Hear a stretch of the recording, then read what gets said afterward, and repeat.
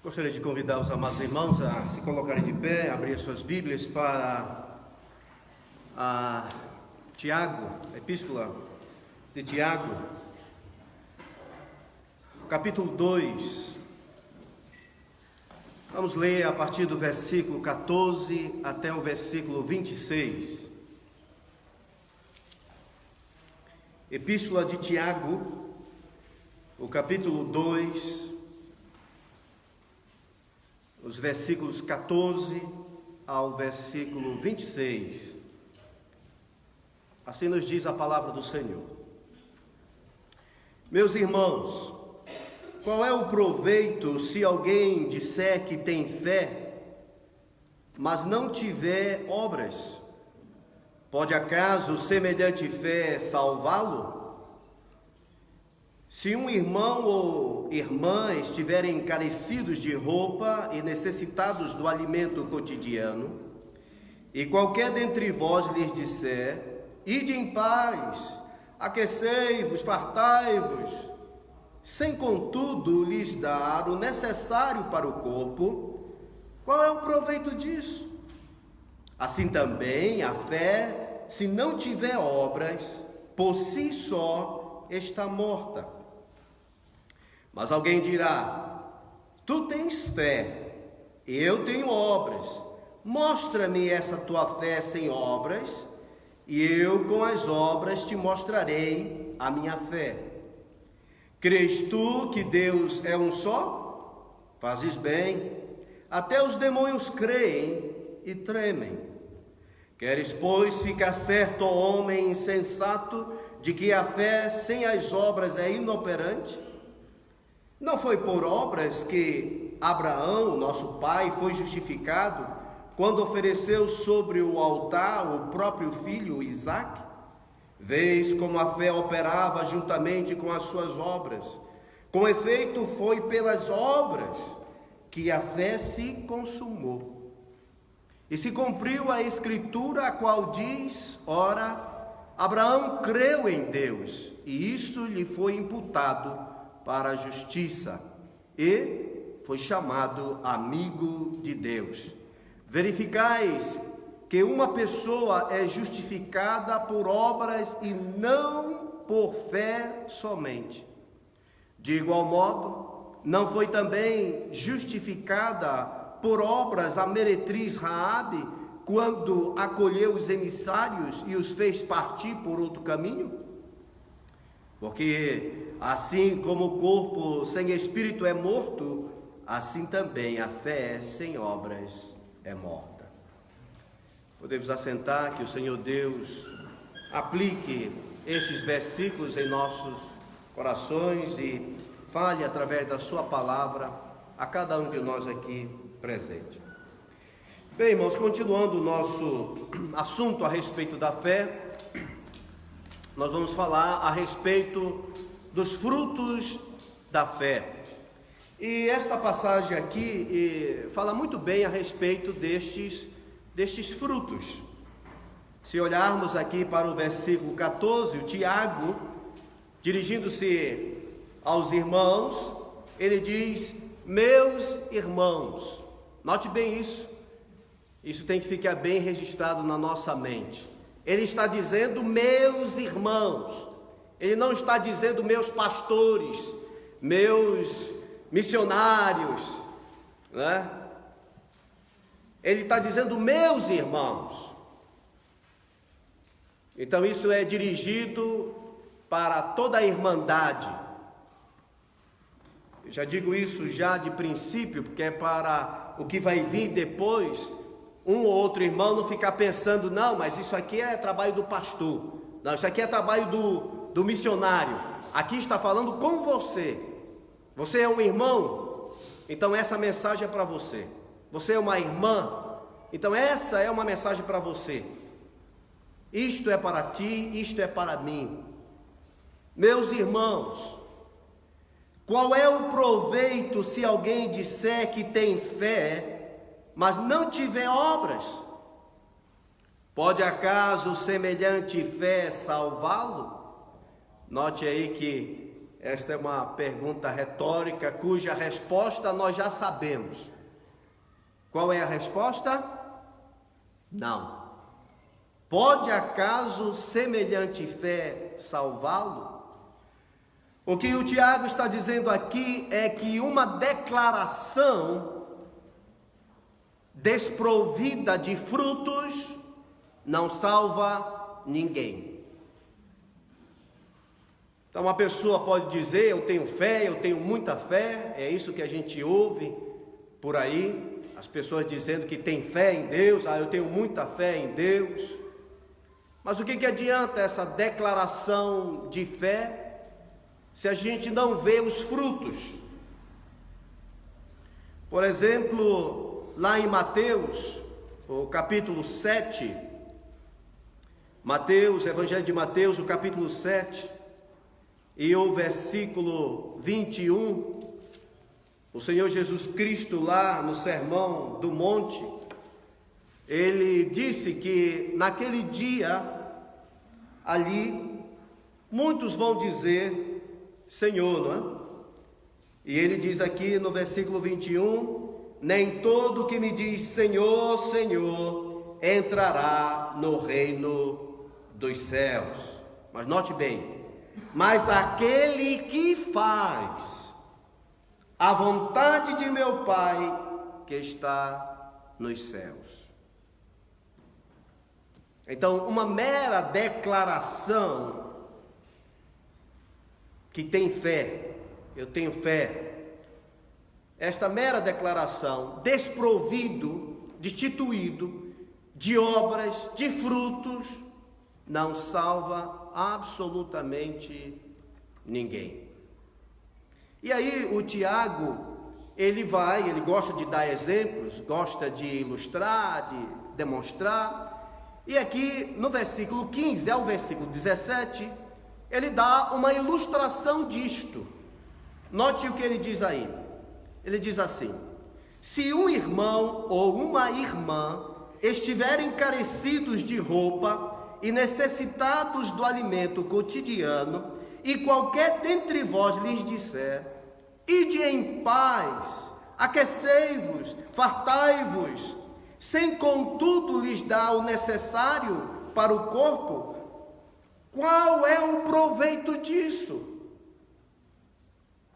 Assim, também a fé, se não tiver obras, por si só está morta. Então, o que nós vemos aqui é que esta fé, ela vai produzir sim frutos. E esse fruto que nós vemos aqui é o amor fraternal, é o amor para com os irmãos. A Bíblia nos ensina isso muito, muito bem. Se olharmos para 1 João, o capítulo 3, versículo 17, o irmão vai ver isto. Em 1 João, o capítulo 3 e o versículo 17 a 18, ele nos diz assim: ora, aquele que possui recursos deste mundo e via seu irmão padecer necessidades e fechar-lhe o seu coração, como pode permanecer nele o amor de Deus? Filhinhos, não amemos de palavra nem de língua, mas de fato e de verdade. Nos nossos dias, o que se costuma dizer quando nós vemos alguns irmãos com necessidade, ou até estão passando por momentos difíceis, e às vezes nós apenas dizemos: ó, irmão, estamos orando por você. Mas às vezes você pode ajudar aquele irmão, mas não faz nada, só diz: eu vou orar por você.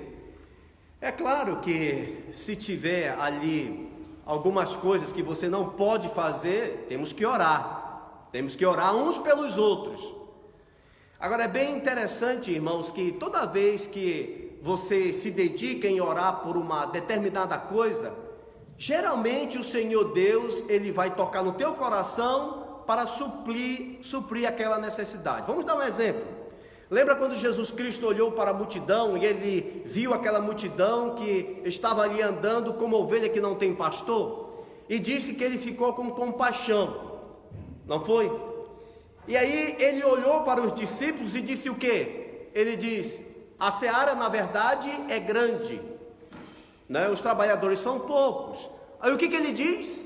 Vão para a seara? Não, Ele disse: orai para o Senhor da seara, que Ele mande trabalhadores para a sua seara. Logo depois dessa passagem, o que é que nós vemos? Jesus Cristo chamando aqueles que Ele mandou orar para ir para o campo. Então, se você vai orar por um irmão, se você vai orar por uma determinada coisa, Deus pode mesmo tocar no teu coração para você suprir a necessidade daquele irmão, estando dentro da sua capacidade, estando dentro daquilo que você pode mesmo fazer.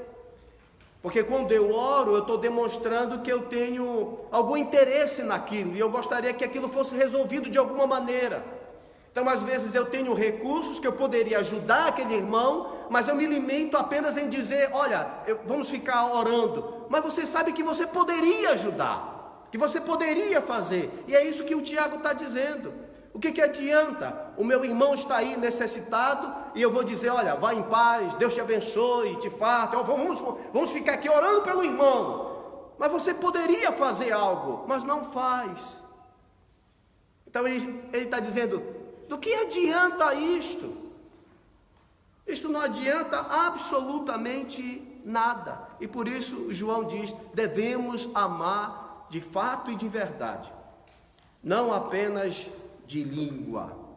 Temos ainda em 1 João 5:1, 1 João 5:1, dentro desse assunto, o 1 João capítulo 5, versículo 1, que diz: todo aquele que crê que Jesus é o Cristo, é nascido de Deus, e todo aquele que ama o que o gerou, então quem me gerou foi Deus, eu amo, também ama ao que dele é nascido. Olha, o meu irmão nasceu de quem? De Deus. Então, se eu amo aquele que me gerou, eu também vou amar aquele irmão que é nascido de Deus. Amar como? Com demonstração, com atos, não apenas de língua. Então ele está ilustrando aqui, ele está mostrando que a declaração, uma declaração de fé desprovida do seu fruto, não salva ninguém. E o interessante, irmão, se nós olharmos, por exemplo, lá em Mateus, o capítulo 25, esse texto me chama muito a atenção, muita atenção mesmo. Em Mateus, o capítulo 25, o versículo 31, Mateus 25, 31 em diante. É interessante o que Jesus Cristo há de dizer para aqueles que estarão do seu lado direito. Olha o que ele diz lá no versículo 31. Quando vier, Mateus 25, 31.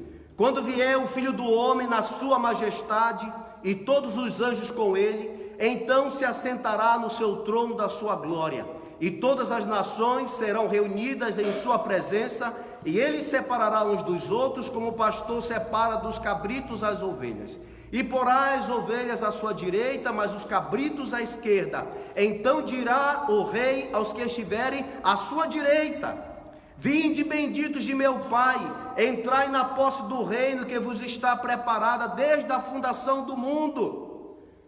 Porque vocês foram o domingo de manhã na igreja, vocês foram no culto de oração, vocês entregaram suas ofertas, seus dízimos. Isso me chama a atenção, irmãos, que isso aqui não é mencionado. Por que ele não diz assim: olha, entrai na posse do reino, porque vocês estavam domingo de manhã, domingo à noite lá no culto de oração, no estudo bíblico, vocês estavam lá. Ele não menciona isso. Ele nem menciona aqui porque vocês entregavam dízimos, as ofertas. Ele não menciona isso. Mas o que ele menciona? Olha o que ele diz: porque tive fome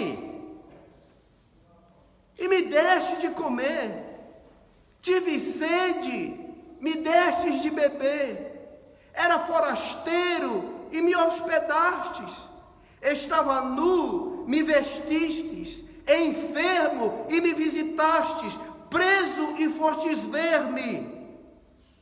Então perguntarão os justos: Senhor, quando foi que te vimos com fome e te demos de comer, ou com sede e te demos de beber?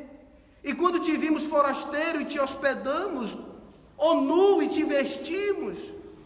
E quando te vimos enfermo ou preso e te fomos visitar? Note, irmãos, que estes irmãos aqui, estes que foram regenerados, estes que tiveram mesmo fé no Senhor Jesus Cristo, esse grupo aqui, eles fizeram isto, eles tiveram esse amor fraternal, amor pelo irmão, de não somente orar pelo irmão, mas fazer algo para atenuar aquilo que eles estão sofrendo. Eles tomaram atitude, eles fizeram algo, mas eles não fizeram algo para serem salvos, mas eles fizeram algo porque eles eram salvos, porque eles foram regenerados. E note, eles fizeram isso como um crente normal. Olha, Senhor, bom, uma vez que eu sou regenerado, eu sou mesmo crente, eu achei isso, é óbvio fazer isto. Ora, se meu irmão está enfermo, eu vou visitá-lo. Ora, se ele está nu, eu vou vesti-lo. Isso é normal. Note como eles estão assim: mas Senhor, quando foi? Eles não estavam contando com isto para serem salvos. Eles já eram salvos. E porque eles eram salvos, e porque eles criam no Senhor, eles fizeram isto. Note o que Jesus Cristo ele disse em João 8,31. Disse, pois, Jesus aos judeus que haviam crido nele. Ele disse, se vós, o condicional, se vós permanecerdes na minha palavra, e aí o verbo no original está no presente, e ele diz, sois, algumas bíblias diz sereis, como se fosse uma consequência, né? Se você permanecer, e porque você permanecer, você será. Então se vai ser, é porque é uma consequência de tudo isso que você fez. Então a salvação aí, ela não é pela graça, ela é por obras. Mas ele não disse, sereis meus discípulos. Ele disse, sois. Se vós permanecerdes na minha palavra, sois. Ou seja, você só permanece se você é. Se você não é, cedo ou mais tarde você pula fora, porque você não vai aguentar. Só quem vai até o final é quem tem essa fé dada por Deus, como nós aprendemos hoje. Essa fé que é mandada por Deus por meio de Jesus Cristo até nós. Aí sim, vai até o final.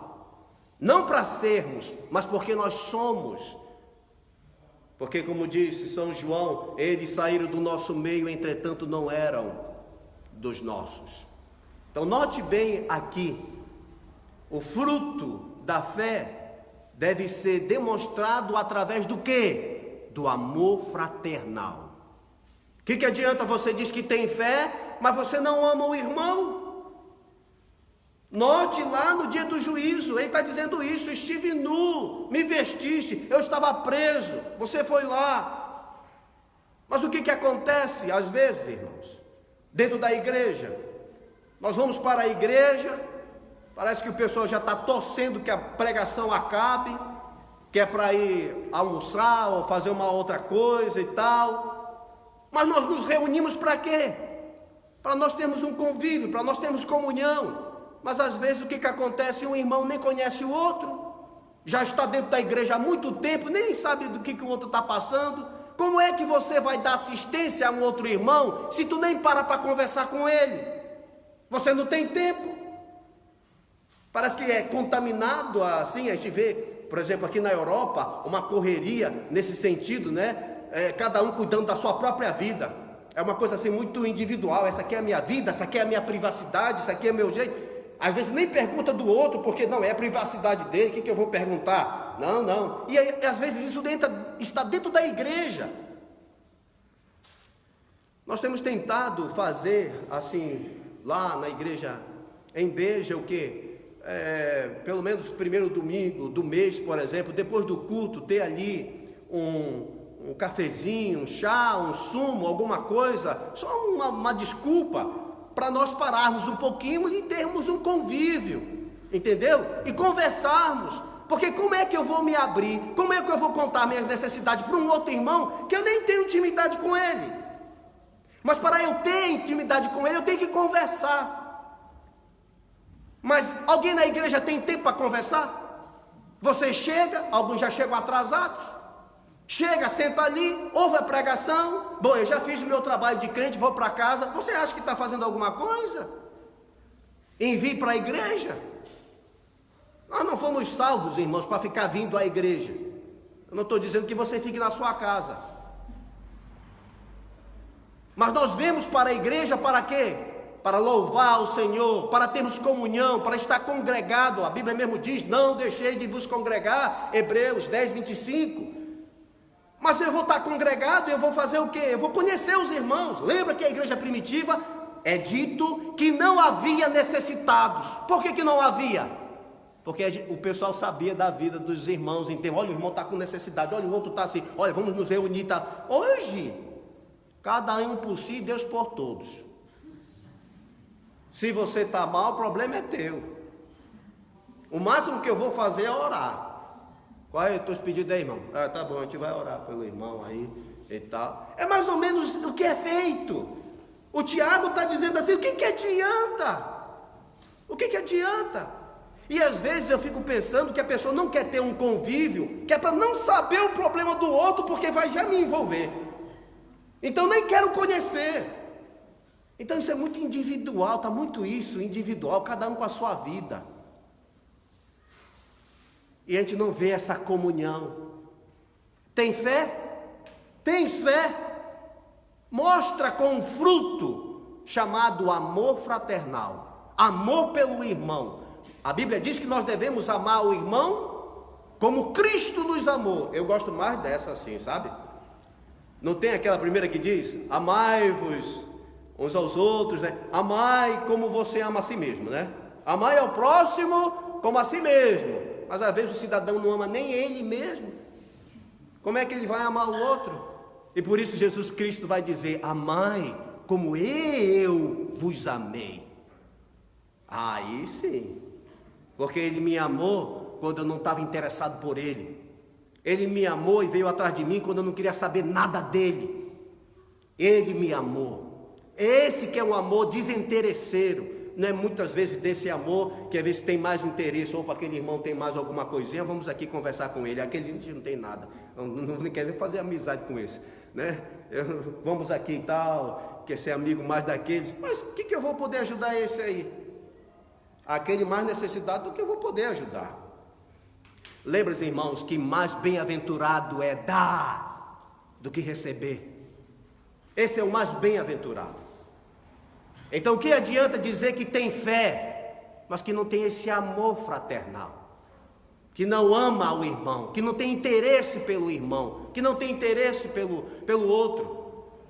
É isso que o pastor Quimputo estava falando a respeito desses crentes agora que não querem saber da igreja, querem assistir o culto em casa, pelo YouTube e tal, os pregadores, mas não querem vir para dentro da igreja porque só tem hipócrita. Oh, maravilha, né? Ele é o único santinho, né? E não tem nenhum problema.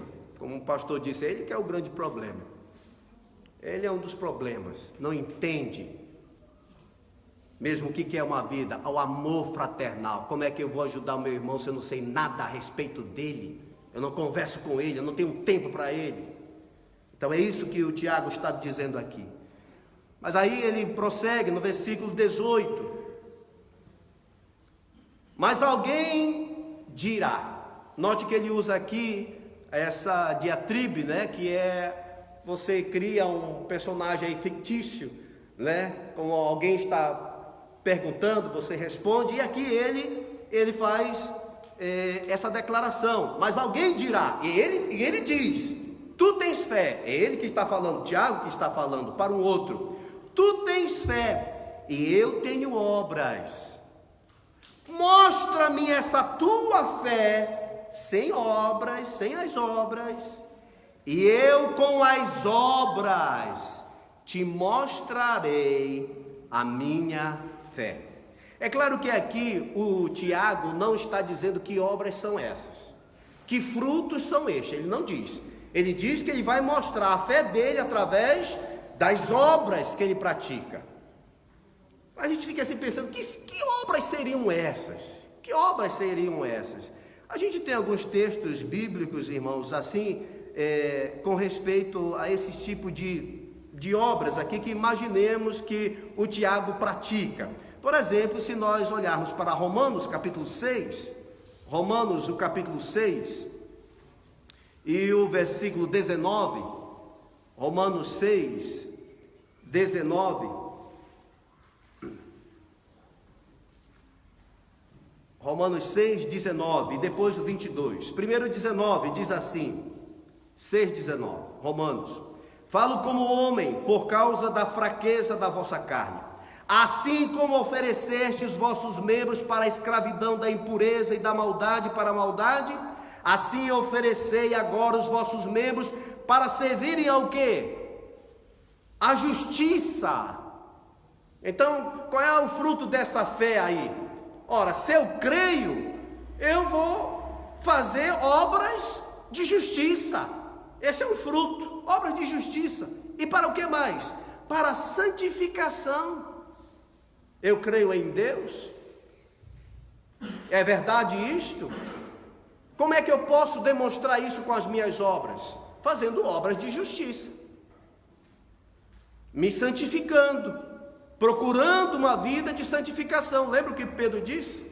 Relatando o que o Antigo Testamento falou a respeito do Senhor Deus. Deus é Deus santo, ele diz, eu sou santo e vocês também devem ser o quê? Santos.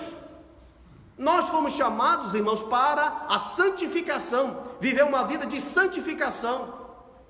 Não é aquilo que o pessoal diz, eu já aceitei Jesus, e eles ficam escorados nisso. Eu já aceitei Jesus, eu sou batizado, o meu nome está no rol aí dos membros e tal, e ele acha que ele está garantido. Vive na iniquidade, vive no pecado. O pastor não sabe, os irmãos não sabem, mas ele está presente na igreja. Ele vem à igreja, vem aos cultos, está lá. É um protestante praticante. Tem um católico praticante, tem um evangélico praticante também, que não é salvo, diga-se de passagem. Não é salvo, ele está se enganando a si mesmo. E o que acontece? Ele não tem obras de justiça, ele engana o governo, sabe? Na declaração de imposto de renda, ele já tira um pedaço ali. Aonde ele puder tirar uma casquinha, ele vai tirar, ele vai enganar, está entendendo? Não tem obras de justiça, ele não quer andar diante de Deus como Deus disse a Abraão, anda diante de mim e ser perfeito. Se formos andar diante da presença do Senhor, vamos querer fazer atos de justiça, fazer o que é correto, para a glória de Deus. Como a Bíblia diz, olha, o Paulo falando, não é? Até se o patrão não está aí, haja com fidelidade, dê demonstração de toda honestidade, independente se ele olha, se ele não olha. Por quê? Porque nós estamos servindo a quem? Ao Senhor.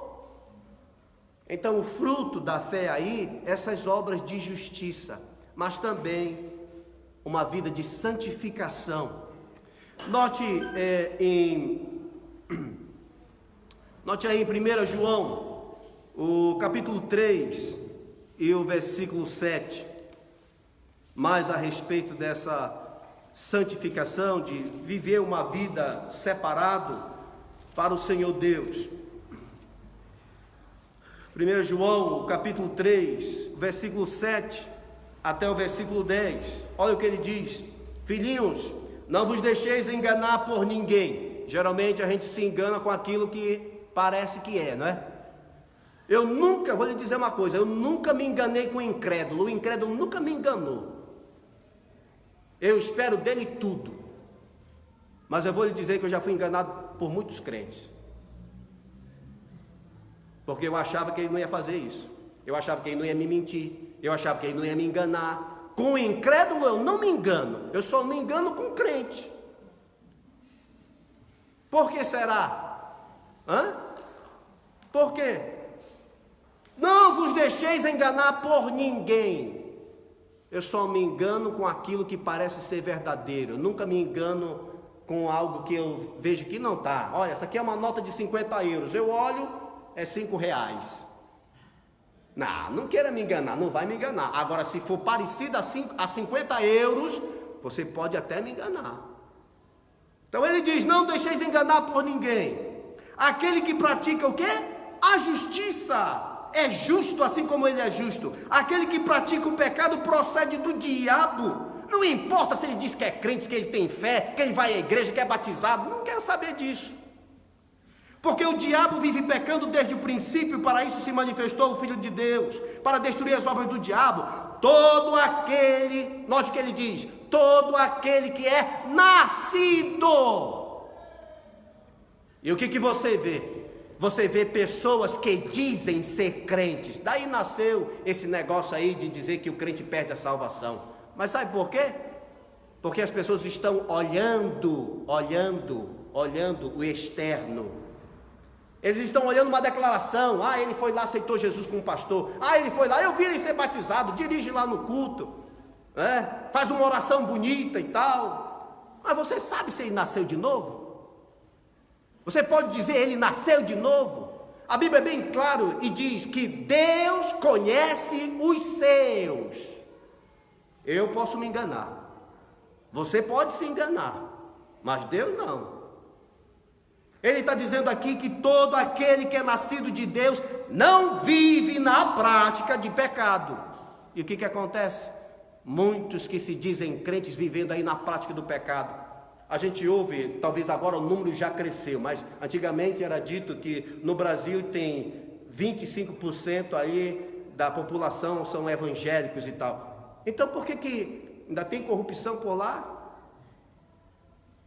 Então por que tem tanta coisa, às vezes até pessoas que se dizem crentes, levando coisa do trabalho, dando mau testemunho? Você já imaginou 25% aí de 200 e tantos milhões de brasileiros?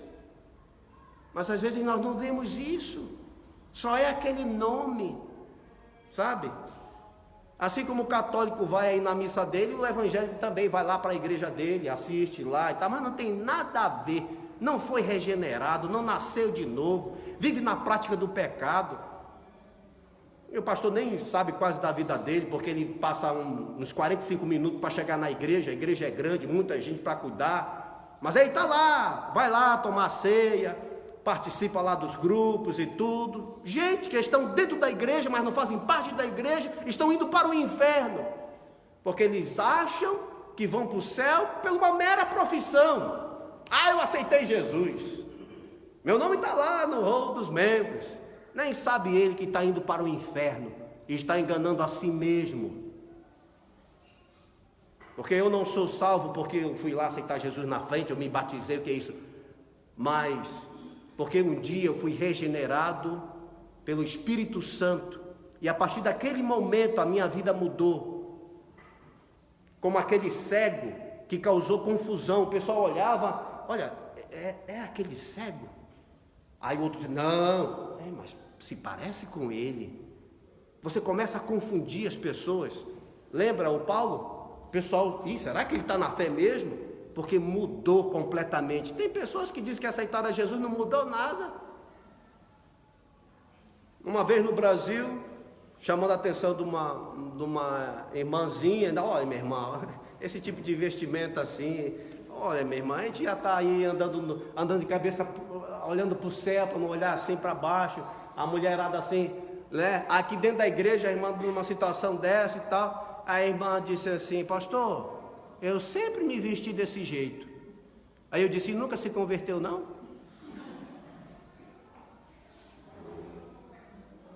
Nunca se converteu? Não teve ali uma mudança não? Quer dizer, continua na mesma? Aquele que é nascido de Deus não vive na prática do pecado, pois o que permanece, note bem, não fica uma temporada não, pois o que permanece nele é a divina semente, e ora esse não pode viver pecando, porque é nascido de Deus. Por isso que o Tiago disse: olha, diga aí que tu tem fé, sem obras, e por minhas obras eu vou mostrar para você que eu tenho fé. O que ele estava dizendo com isso? Que ele era uma pessoa que praticava obras de justiça, que vivia uma vida santificação separada mesmo para o Senhor Deus. Agora olha aí, né? Essa é a demonstração que ele dá. Então veja, lá no versículo 14 foi aquela declaração desprovida de fruto, não salva ninguém. Lá no 15, 17 foi uma ilustração. Uma ilustração do quê? De boas palavras. O que adianta boas palavras? Vai, farta-te e tal, se não tem o amor fraternal. Aqui no 18 foi essa demonstração de fé através do quê? Através dos frutos, das obras. Obra de justiça, santificação, separação do pecado. Mas agora no versículo 19, ele nos dá aí a demonstração de de seres, né, que creem em Deus. É interessante nós olharmos aqui o que ele diz no 19. Ele diz assim: crês tu que Deus é um só? Porque você lembra que o judeu, ele sempre gosta de mencionar no Shabat, logo que inicia ali, eles gostam de mencionar o Shema, né? Shema Israel Adonai Eloheinu Adonai Echad. Ouve ao Senhor, né? Ouve ao Israel, o Senhor, vosso Deus, é o único Senhor. Então eles sempre estão citando o Shema. Aí ele diz aqui: crês tu que Deus é um só? Porque os outros eram pagãos, tinham vários deuses. Eles não, nós acreditamos em um Deus só. Ah é? Tá bom, fazes bem, mas deixa eu te dizer uma coisa: você tem companhia. Você tem companhia. Até os demônios, olha como quando ele usa essa palavra até, é que depois dali não vai para canto nenhum, só vai até lá. Então quer dizer, até os demônios creem. E eu vou dizer mais, para sua surpresa, eles têm ali um sentimento que talvez você não tenha. Eles tremem.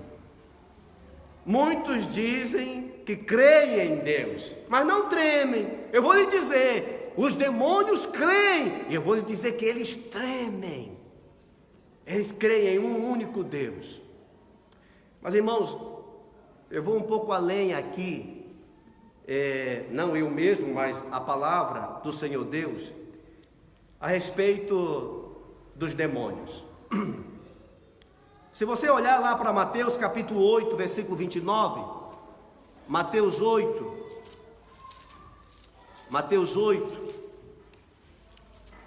29, você conhece essa passagem, que é Jesus ali e o gadareno, não é? Olha lá o que diz aqui, 8:29. E eis que gritaram os demônios: que temos nós contigo, ó Filho de Deus? Vieste aqui atormentar-nos antes do tempo? Aí a gente para aqui um pouquinho e diz: que conversa é essa? Que negócio é esse aqui que eles estão dizendo, esse demônio? Eles estão falando sobre o quê? Eles estão dizendo aqui: vieste aqui atormentar-nos. Interessante essa palavra, atormentar-nos antes do tempo. Ei, tem alguma coisa aí? Eles ouviram alguma coisa de tormento em algum lugar a respeito deles, que eles serão atormentados. Quem foi que disse isso? Quem disse para eles que eles serão atormentados? Quem falou isto? Vamos dar uma olhada lá em Mateus 25, 41. 25, 41. Mateus 25, 41. Olha o que diz aqui. Então o rei dirá também aos que estiverem à sua esquerda: apartai-vos de mim, malditos, para o fogo eterno, preparado para o diabo e seus anjos. O que vai acontecer com eles? Apocalipse 20 e o versículo 10. Apocalipse, o capítulo 20 e o versículo 10. Diz assim: o diabo, o sedutor deles, foi lançado para dentro do lago do fogo e enxofre, onde já se encontram não só a besta, como também o falso profeta, e serão o quê? Atormentados. Epa! Então os demônios sabem que eles serão lançados no lago do fogo, e eles vão ser atormentados pelos séculos dos séculos. Muito bem, então está ali Jesus Cristo, né? Chega na cidade dos Gadarenos, aparece esse homem, e esses demônios dizem assim: viestes antes do tempo para atormentar-nos antes do tempo. O que nos leva a pensar? Nos leva a pensar que os demônios creem na palavra de Deus. Deus disse, e eles sabem disso, que não há salvação para eles, que eles serão jogados no lago do fogo para toda a eternidade, não há escapatória, eles vão ser atormentados, eles sabem disso, eles acreditam nisto. Então note bem, o diabo e os demônios não apenas acreditam na existência de Deus, Deus existe, eles acreditam também que Deus tem palavra, aquilo que Deus diz ele cumpre. Mas é curioso, eles acreditam na existência, eles acreditam que o que ele diz ele vai cumprir, já conhece o caráter de Deus. Mas eu pergunto, eles obedecem a Deus? Eles vivem uma vida de santificação? Eles procuram mesmo agradar o Senhor? Não. Então me diz uma coisa, qual é a vantagem de você acreditar meramente em Deus? Qual é a sua vantagem de dizer: não, pastor, aqui na Bíblia eu acredito, tudo que tem aqui nas Sagradas Escrituras eu acredito?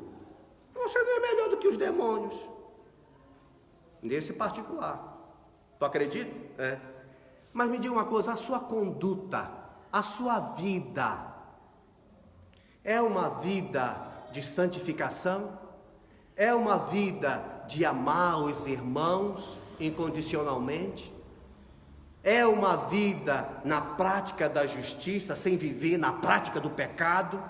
Se não for isso, você vai ter o mesmo fim que os demônios. O que adianta ter aí tanta teologia, saber tantas dessas coisas e tal, as doutrinas da graça, os 5 pontos do calvinismo, os 5 pontos da reforma, a confissão de Westminster, saber todas essas coisas, se não tem prática, se não vive, se não tem amor fraternal?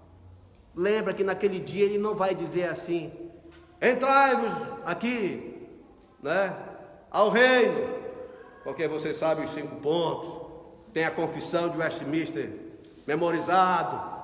Você não tem nada disso não, porque eu estava nu, tu me vestiste, eu tive fome, me deste de comer. Está aí, irmãos, essa demonstração da fé, o fruto da fé, não é meramente dizer que tem fé.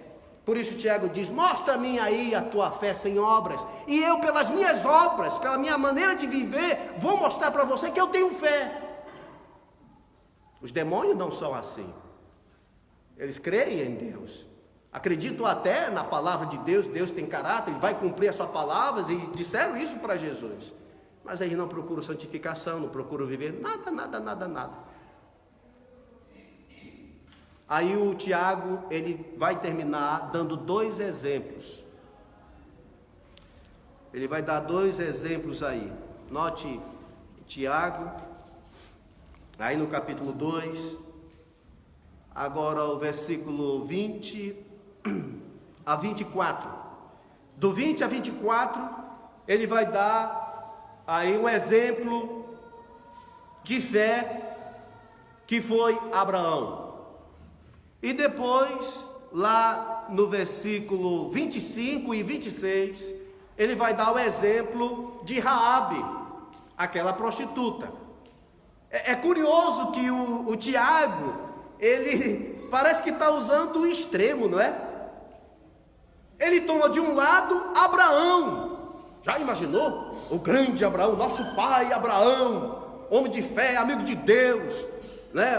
O pai dos israelitas, dos judeus. Aí do outro lado ele toma uma prostituta, gentil.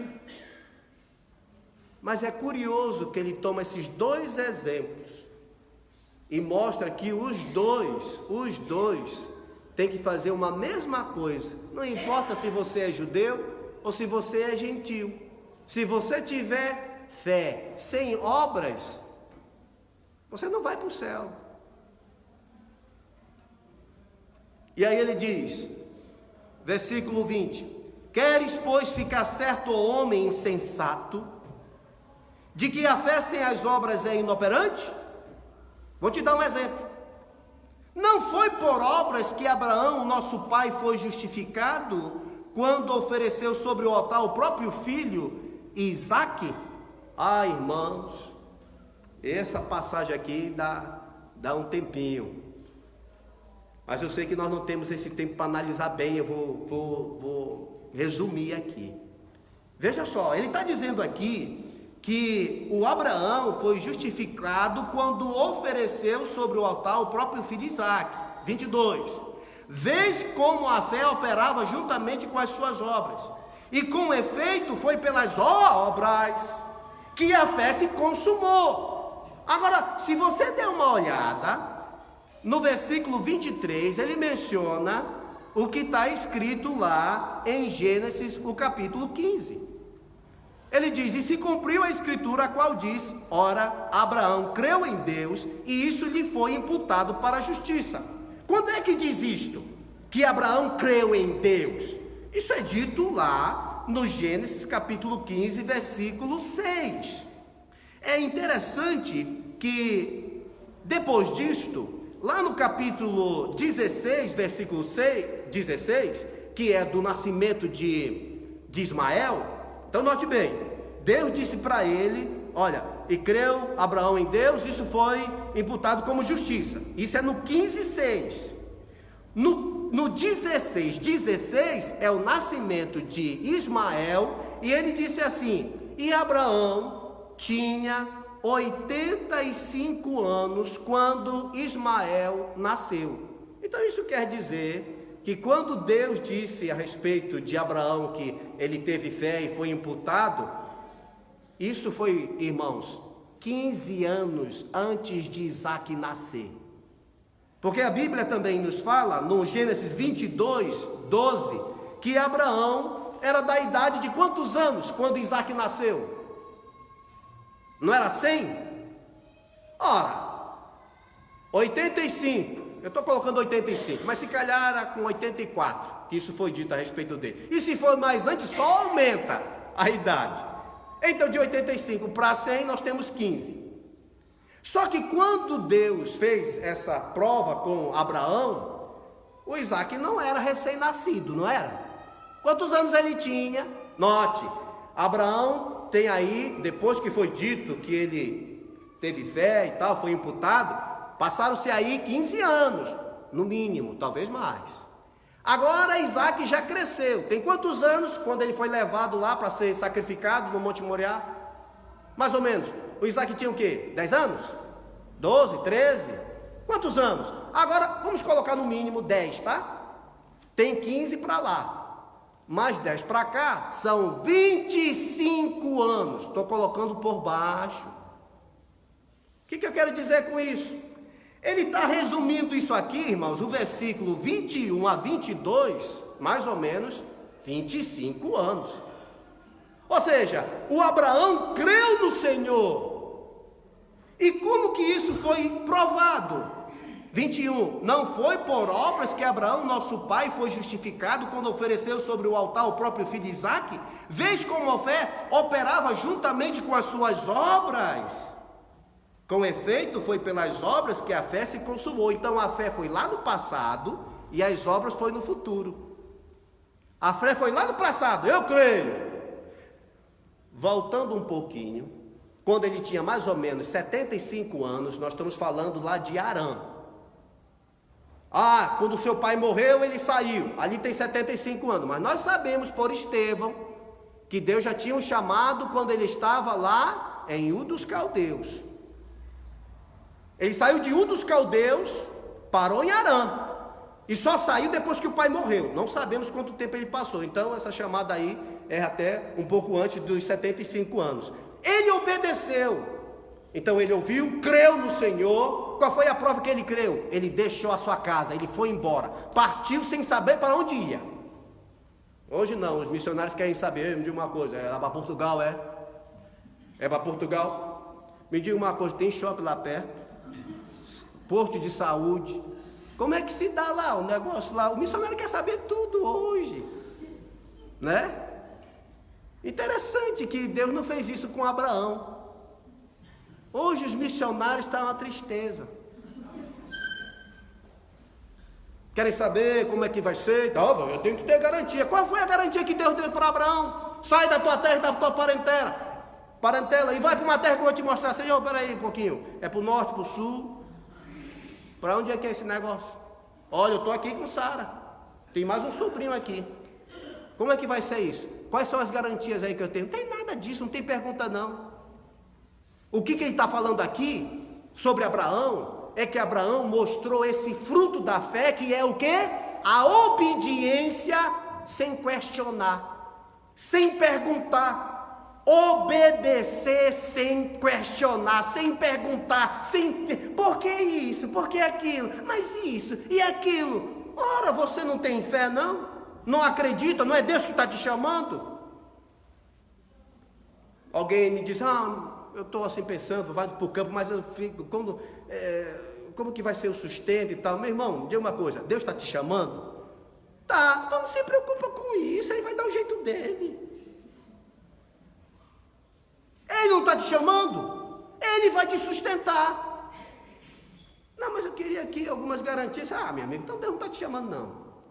Desiste desse negócio aí e tal, porque é essa coisa da fé. Ele está chamando, sim, está chamando. Ele vai providenciar os meios, ele vai abrir. Lembra de uma coisa: o mar vermelho só se abriu quando o povo pisou na água. Agora nós não, nós ficamos aqui, abre. Epa, não está abrindo. Diga ao povo que marche. Quando o povo marchou, agora vai abrir. Mas o povo de hoje não, está achando que Deus chamando, as portas vão tudo se abrir.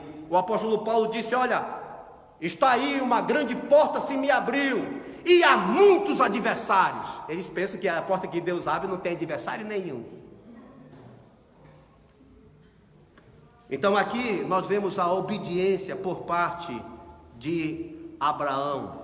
Ele foi chamado, ele obedeceu, ele partiu. E agora, no versículo 25 e 26, note que lá no 24 ele conclui dizendo, verificais que uma pessoa é justificada por obras e não por fé somente. E aí o exemplo de Raabe no que diz respeito à confiança, né? Ela confiou, de igual modo, não foi também justificada por obras a meretriz Raabe, quando acolheu os emissários e os fez partir por outro caminho? Porque assim como o corpo sem espírito é morto, assim também a fé sem obras é morta. Olha, irmãos, alguém pode estar pensando assim, poxa vida, então, quer dizer, ouvimos aqui alguns pregadores que falaram que não tem obras, e agora tem obras. O que é isso? Olha, entenda uma coisa, o Tiago, ele está lidando, ele está fazendo aí, está atacando, vamos assim dizer, está combatendo o antinomismo, tá bem? O apóstolo Paulo, ao escrever Gálatas e Romanos, ele está atacando o legalismo. Então, um ataca o legalismo, outro está combatendo o antinomismo. Porque lá com Paulo, Gálatas, Romanos, eles estão pensando, não, eu tenho que me circuncidar, eu tenho que guardar o sábado, não tenho que comer carne de porco, eu tenho que fazer essas coisas para eu poder ser salvo. Então, eles estão aí dentro de um legalismo. Não, a salvação é pela fé, pelos méritos de Cristo. Ah, muito bem. Agora para cá, para Tiago, aí o pessoal pensa, não, a salvação é só pela fé, eu só tenho que acreditar no Senhor e pronto. Eu vou para a igreja, volto para casa, vou para a igreja, volto para casa. Não tem que fazer mais nada não, é pela fé, não são os meus esforços. Então, como o pastor Timputo disse aqui, nós somos dados aos extremos, né? Se você não vai para o legalismo, você vai para o antinomismo. Nós temos que ser moderados, irmãos. A nossa fé é evidenciada através de obras. Se você só diz que tem fé no Senhor, a gente não vê nada na vida da pessoa. Como é que nós podemos dizer que você de fato é do Senhor? Então você olha muito bem esses frutos aí, olha. Amor fraternal, obra de justiça, santificação, obediência, confiança, todos esses são frutos mesmo da fé. Agora, para terminarmos, gostaria de ler para os irmãos 2 Coríntios 13, 5. 2 Coríntios, o capítulo 13 e o versículo 5 e 6, para nós concluirmos. Olha o que ele nos diz aqui: examinai-vos a vós mesmos, se realmente estáis na fé. É isso que eu diria para os irmãos hoje. Examina a tua vida. É melhor você examinar enquanto está aqui pela terra. Examina. Você tem esses frutos? Tem esse amor fraternal? Essas obras de justiça? Uma vida de santificação? Obediência ao que o Senhor diz na sua palavra? Não aquele crente que diz mesmo assim, eu não penso desse jeito. Mas meu irmão, a Bíblia está dizendo aqui, mas eu penso de outro jeito. Então, quem pensa de outro jeito nada? Você esqueceu do que Jesus Cristo te disse? Ele disse assim, aquele que quer vir após mim, negue-se a si mesmo. Tem muita gente aí, muita gente que diz que é crente, que não negou-se a si mesmo não. Ele quer mandar na vida dele. Negue-se a si mesmo, tome a sua cruz e siga-me. Olha, caladinho aqui. Quem vai mandar é eu. Sou eu que vou mandar aqui. Tu quer me seguir? Quer? Então acaba com o teu eu aí, tá? Eu acho, eu penso, você não tem mais isso aqui não. Se você quiser eu acho, eu penso, então vai para lá, vai para lá. Agora, se tu quer vir após mim, nega-te a ti mesmo, acaba com o teu eu. Como Paulo disse, não mais eu, mas Cristo vive em mim. E por isso muitos enfrentam esse problema que tem muito deles na sua vida. Então examina se realmente você está na fé. Vê se esses frutos estão na vida. Provai-vos a vós mesmos. Ou não reconheceis que Jesus Cristo está em vós? Se não é que já estáis reprovados. Já ouvi, irmãos, de professora da escola dominical que aceitou Jesus. Era professor da escola dominical, aceitou Jesus. Wesley, lembra Wesley? Pregava e aceitou Jesus. Como? Provai-vos, examinai-vos. E ele termina assim, mas espero que reconheçais que não somos reprovados. Oh, amados irmãos, que possamos sair daqui nesse final de tarde, examinando a nossa vida, vendo, eu tenho esses frutos, e procurar cada vez mais viver para Deus e para a sua glória. Amém? Vamos orar. Senhor nosso Deus, obrigado pela Tua palavra, obrigado, Senhor, por tudo aquilo que nós aprendemos hoje aqui. Aprendemos, Senhor, que a origem da fé és Tu és o doador, és Tu, Senhor, que dá a fé por meio de Jesus Cristo.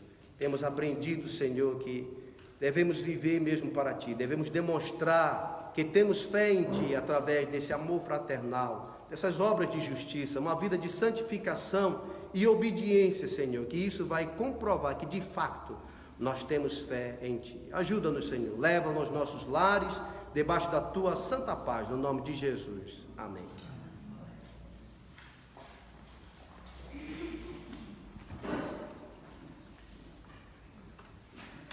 Meus caros irmãos, eu estou grato pela vossa presença aqui no nosso meio e espero que tenham tirado todo o proveito daquilo que nos foi ensinado ao longo deste dia.